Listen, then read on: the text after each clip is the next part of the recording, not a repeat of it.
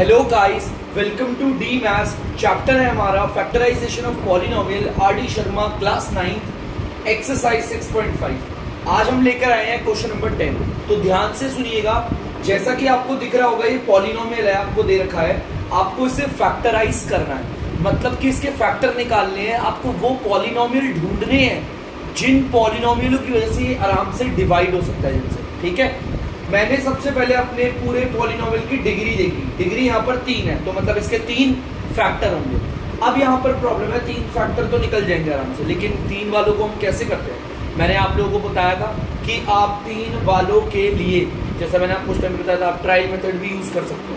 Trial method best होता है 3 के लिए। ठीक है, तो बच्चों मैं इस क्वेश्चन को ना ट्रायल से ही करूंगा। सबसे पहले तो हम क्या करेंगे ट्रायल के लिए, अपनी कांस्टेंट टर्म को पकड़ेंगे। बच्चों हमारे पूरे पॉलिनोमियल में कांस्टेंट टर्म है, मैं इसके फैक्टर लिखूंगा यहाँ पर।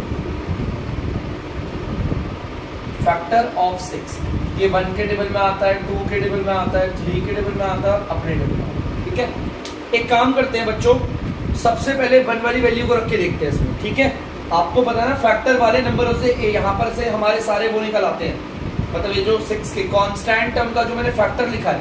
ठीक है, हमारे पॉलिनोमियल में जो कांस्टेंट टर्म है उसके फैक्टरों की मदद से इस पूरे के फैक्टर निकल जाते हैं। तो सबसे पहले लेट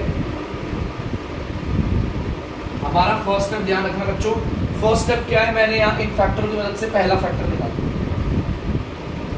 x की वैल्यू मैंने पहले पॉजिटिव 1 ले ली। अब इस वैल्यू को अपने पॉलिनोमियल में बिठाते हैं। पॉलिनोमियल में वेरिएबल y चल रहा है, इसलिए y लिखा है।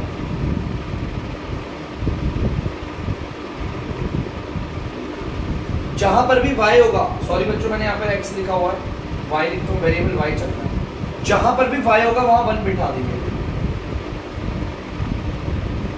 1 का cube minus 7, 1 plus 6, 1 minus plus minus 7 plus 6।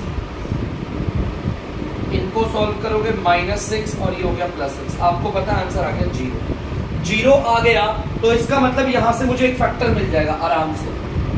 ध्यान से देखो बच्चों, कैसे मिलेगा फैक्टर। ये जो इधर प्लस का 1 है, इधर आके माइनस का हो गया, ये आ गया y-1। मैंने इसका एक फैक्टर निकाल दिया, आप लोग भी देख सकते हैं। ठीक है, मैंने अपने इस पूरे पॉलिनोमियल का एक फैक्टर निकाल दिया। तो ये था हमारा पहला मेथड। अब दूसरा मेथड में क्या होता है बताओ बच्चों। ये जो फैक्टर मैंने निकाला है, इससे मैं इस पूरे पॉलिनोमियल को डिवाइड करूंगा।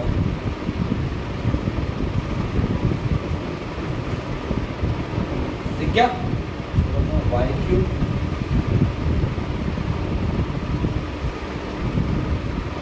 ठीक है, क्लियर है, कोई दिक्कत तो नहीं है। ठीक है, अब यहां पर देखना, अपने पूरे पॉलिनोमियल को मैंने अपने इसी फैक्टर से डिवाइड किया। ये फैक्टर है, मुझे मालूम है दिस इज द फैक्टर। अगर ये इन्हें डिवाइड करेगा तो रिमाइंडर 0 आएगा, लेकिन मुझे क्वेश्चन चाहिए।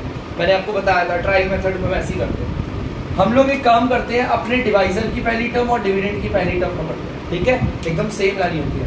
y की पावर 1 में y की पावर 2 करेंगे, आ जाएगा y की पावर 3। और बच्चों एक चीज देखना, अगर यहां पर प्लस है तो यहां पर भी प्लस ही होना चाहिए, प्लस प्लस प्लस। ठीक है, अब जो y के बगल वाला आपको -1 दिख रहा है ना, ये डायरेक्ट इससे मल्टीप्लाई हो जाएगा। माइनस का 1 अगर y स्क्वायर से होगा तो माइनस का y स्क्वायर आएगा। क्या आएगा? ये आएगा आंसर, माइनस का y स्क्वायर। लेकिन बच्चों इसके बिरादरी का तो कोई दिख ही नहीं रहा, बिल्कुल भी नहीं। ना तो मैं इस माइनस के y स्क्वायर को यहां लिख सकता हूं, ना तो इसको मैं यहां लिख सकता हूं, है ना। तो मैं इसको अलग से साइड में ले जाकर ऐसे, कोई दिक्कत तो नहीं। ठीक है, तो आपको पता है अब साइन चेंज हो जाएंगे हमारे। ये जो प्लस है वो हो जाएगा माइनस, ये जो माइनस है वो हो जाएगा प्लस। ठीक है, तो बच्चों साइन चेंज हो गए हैं। अब हम इसे सॉल्व करते हैं। y³ प्लस का y³ माइनस का कट गया। ठीक है, अब आप देख सकते हैं, अब प्रॉब्लम है, हम सबको उतारेंगे। इसको भी नीचे उतारूंगा, इसको भी उतारूंगा, इसको भी। लेकिन जो बड़ा है ना, ये y की पावर 2 है, इसे पहले उतारूंगा। y की पावर 2 को उतारा, उतर गया, माइनस का 7y और प्लस का 6। ठीक है बच्चों, चलिए अब दोबारा एक काम करते हैं। कंफ्यूज मत होना बच्चों, आप सोचोगे पहले इन दोनों को उतारते फिर ये बड़ा है ना, इससे पहले उतारो। स्टैंडर्ड फॉर्म में रखते हैं हमेशा पॉलिनोमियल को। बेटा अब दोबारा डिविडेंड की पहली टर्म और डिवाइजर की पहली टर्म, ठीक है। y में y की पावर 1 में y की पावर 1 करूंगा तो y स्क्वायर आ जाएगा। यहां साइन प्लस का है तो यहां पर भी प्लस ही होना चाहिए, प्लस प्लस, ठीक है। अब जो इसके बगल वाला है माइनस का 1, वो y से डायरेक्ट मल्टीप्लाई हो जाएगा तो आएगा माइनस y, ठीक है। चलिए अब साइन चेंज कर दे, प्लस हो गया माइनस और ये माइनस हो गया प्लस, ठीक है। तो ये तो पूरा कैंसिल हो गया। इसको सॉल्व करोगे माइनस का 6y और ये आ गया प्लस का 6, ठीक है। दोबारा से एक काम करते हैं, अपने डिवाइजर की पहली टर्म और अपने डिविडेंड की पहली टर्म। यहाँ पर आपको सबको पता है यहाँ पे y है, y में मैं क्या मल्टीप्लाई करूं जो 6y हो जाए, 6 करना पड़ेगा, 6y हो गया, ठीक है। यहां पर साइन माइनस है तो बच्चों यहां पर भी माइनस ही होना चाहिए, प्लस माइनस माइनस, ठीक है। अब जो इसके बगल वाला है माइनस का 1 वो डायरेक्ट मल्टीप्लाई होगा माइनस के 6 से, माइनस के 1 को माइनस के 6 से करेंगे तो आएगा प्लस का 6, साफ देख के पता चला कट जाएगा, ठीक है। तो ये माइनस हो जाता है प्लस और ये प्लस हो जाता है माइनस, ये कैंसिल रिमाइंडर में आया, बोला था ना मैंने। बच्चों याद रखना क्योंकि ये फैक्टर है यार, अगर फैक्टर से पॉलिनोमियल को डिवाइड करेंगे तो जीरो ही आएगा रिमाइंडर में। मुझे तो डिवाइड क्यों किया, मुझे क्वेश्चन चाहिए होगा। अब बच्चों आप लोग जल्दी से इसे उतार लीजिए, फिर मैं इसको और इसके तीसरा पार्ट करेंगे क्वेश्चन का। तो बच्चों आप लोग देख सकते हैं हमारा जो क्वेश्चन है मैंने उसको यहाँ पे उतार दिया है। अब आपको पता है क्वाड्रेटिक है क्योंकि वेरिएबल की सबसे बड़ी पावर क्या है 2, तो अब हम इसे सॉल्व करेंगे MST से, ठीक है। तो बाय MST से करेंगे और MST के लिए बनाते हैं टेबल, ठीक है। यहां लिख मैं देता हूं बाय MST,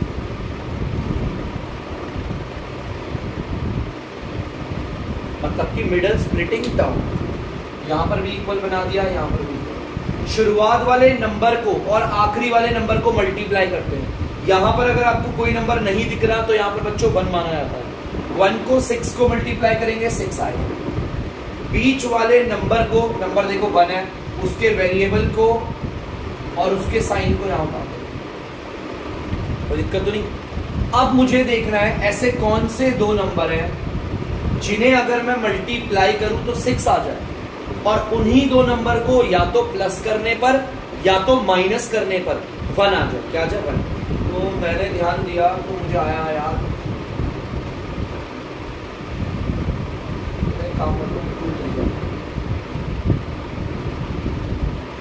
टू 3 जा 6 है ना। इन दोनों नंबर को अगर मैं मल्टीप्लाई करूंगा 6 आएगा। अब एक बार इन दोनों नंबर को माइनस करके देखो 1 आ रहा है ना, 3 में से 2 गया तो 1 आएगा। चलो ठीक है, ये 2 है इसको नीचे उतार दिया, ये 3 है इसे एज इट इज नीचे। यहाँ पर y लगाए ना तो दोनों को y दे दिया। अब यहाँ पर साइन प्लस का है तो जो इन दोनों में से बड़ा होगा उसे दे दो वो साइन, ये बड़ा है तो मैंने इसे दे दिया। अब आपको पता है मैंने तो इन्हें माइनस करना है, क्या करना है बच्चों, माइनस। इन दोनों को माइनस करने के लिए यहाँ पर साइन किसका लगाना पड़ेगा, माइनस का, ठीक है। तो तभी तो माइनस होंगे। चलो ठीक है, अब एक काम करते हैं, शुरुआत वाली टर्म को यहाँ उतारते हैं, लास्ट वाली टर्म को यहाँ उतारते हैं, कोई दिक्कत तो नहीं बच्चों। बीच वाला जो प्लस का 1y है, 1y है, देखो यहाँ 1 बोल रहा हूँ, इसकी जगह पर मैं इन्हें लिखूंगा। मिडल वाली टर्म को स्प्लिट कर दिया मैंने, माइनस का 2y प्लस का 3y। बच्चों ध्यान से देखना, यहां पर कोई वेरिएबल नहीं है तो 1 मानते हैं, ठीक है। लेट्स सपोज समझा रहा हूं। सबसे पहले कोई ऐसा नंबर बताओ जो इन दोनों को काट पाए।